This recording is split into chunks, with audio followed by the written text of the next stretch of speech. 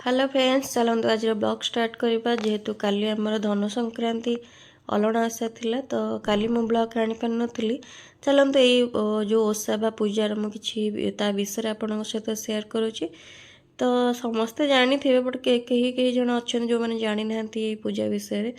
तो देखो ये आमर मुरुज पड़ जाइए, मुरुजर आमर सूर्यंकर भी चित्र अंका है सहित ना जो मैंने ओषा ये करते मैंने मानसिक कर गुआ पैसा सब बसाती से कौन हम ना क्षीर आउ हलदी पकई प्रथम से धुआ जाए। तापर एठी कौन हम धान मेंट दिज्व आउ जो मैंने भी ओषा करेंगे से भी गोटे गोटे नड़िया बा पैरा आणिक थोइबे। जेहेतु एबे आसी नाहांती तो आमर केवल रखाई एठी। तो ये आसीगले बहुत सारा जो मैंने आसवे से नहीं आसवे पैड़ नड़िया देखो तापर गोटे ठाकुरंकर ओढ़णी घोड़ा जीव। तापर जो सब आमर पैसा गुआ कौड़ी ताकू धोईकी से चंदन सिंदूर देखो ए सिंदूर लगे से तो लगे सारापर कौन कर से उपरे आमर दुब बरकोली पत्र फूल पूरा सजेकी रखाଯିव। ता सहित आमर प्रथम गोटे कलश बसा जाए, कलश रे गुआ रखाई यही टाइप पूजा। ये पूजार विधि हूँ मेन आम सूर्यदेव को पूजा करूँ।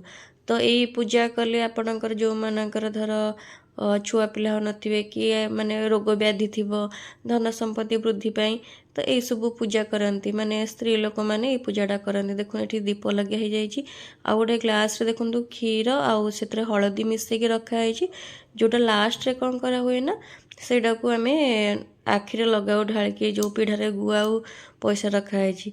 तो ये तार अलणा ओषार गोटे बही थाए सेटा को पूरा सारिया को पड़े से दिन ही आईटा ना आपण मैंने सकाळु सकाळु सूर्य उदय हो नथिबे से टाइम रे आपण पूजा करेंगे। तापर पूजा शेष जहाँ भी भोग करेंगे छोट छोट पिला से प्रसाद खाया को देले आपणकर भल माने बही लेखा अच्छी कि भल आपणकर जहाँ भी मागी थे ठाकुर को सेटा मनस्कामना पूरण हुए। आउ देखो लास्ट आम कौन करूँ ना बंदापना करूँ जो कलश बसी थे तापर ठाकुर जो गुआ कौड़ी थुआ सूर्यदेव को भी आम बंदापना करिकी दीप धूप जमी बुलिया कथा बुले था। तो यहीटा ना आम पुष मास सबु रविवार ही पड़ी थाए ये ओषाटा। तो किंतु धनु संक्रांति आरंभ हुए, धनु संक्रांति जेहेतु काली पड़ता तो काली ये पूजाटा आमर आरंभ होती किंतु पुष मास सबु रविवार ये अलणा ओषाटा कराए। आ मेन जिनस जो मैंने अलणा ओषा करती ना से मैंने लुण पकिया जिनस खाइबेनी। आउ लास्ट को लास्ट पाली कौन हम अलणा जाऊ कराब जोटा लुण पड़ी नथिबो आ बहुत भी टेस्टी लगे किंतु आम सब कौन लुण न बिना आम कि खाई परिबानी किंतु आप देखिए अलणा होइथिबो किंतु से जाऊर गोटे टेस्ट अलग टाइप थाए। तो आपण मैंने भी पूजा करंतु आ बहुत भल ओषा यहाँ आप बही पढ़ले बहुत जिनस बुझी भी पारे ये ओषा विषय। तो यही टाइप आमर पूजा विधि होता।